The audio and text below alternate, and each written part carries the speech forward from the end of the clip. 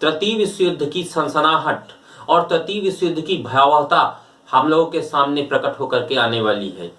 रूस यूक्रेन पर भारी बम्बारमेंट कर रहा है, लगातार अपने हेलीकॉप्टर और सैनिकों को वहां उतार रहा है।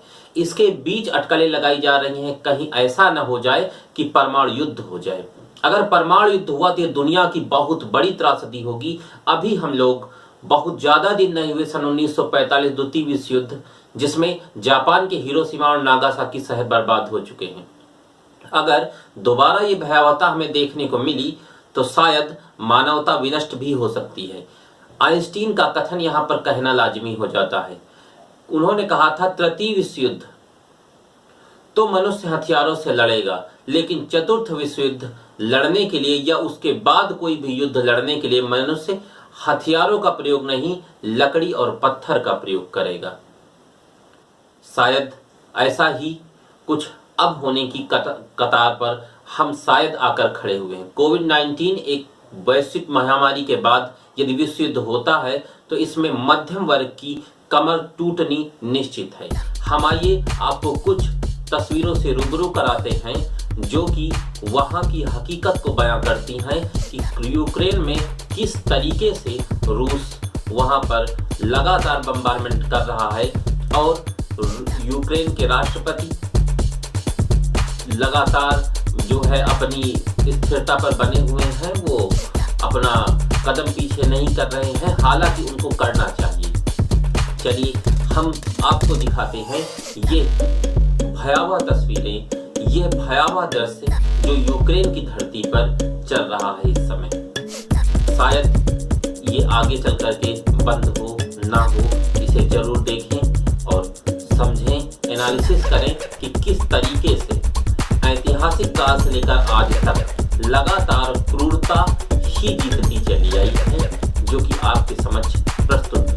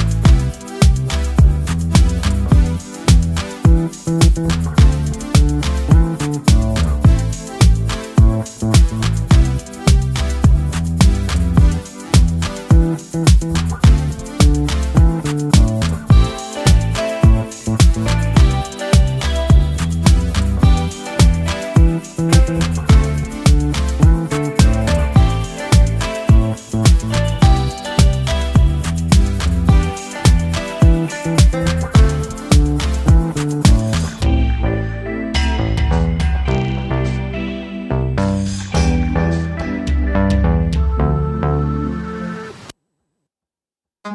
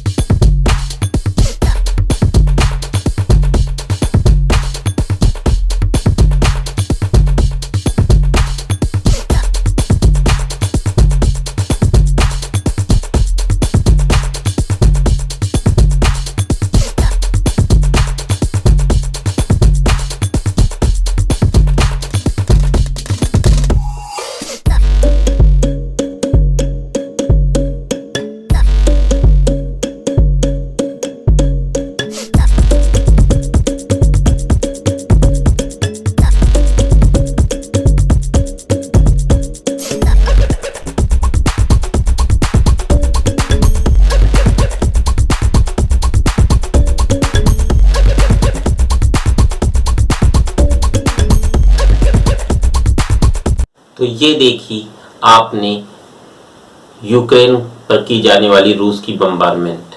इसके बाद हमारा तो यही विनम्र निवेदन है रूस से भी और यूक्रेन से भी कि इस मसले को वार्ता से यदि हल कर लें और युद्ध ना हो तो ज्यादा अच्छा है।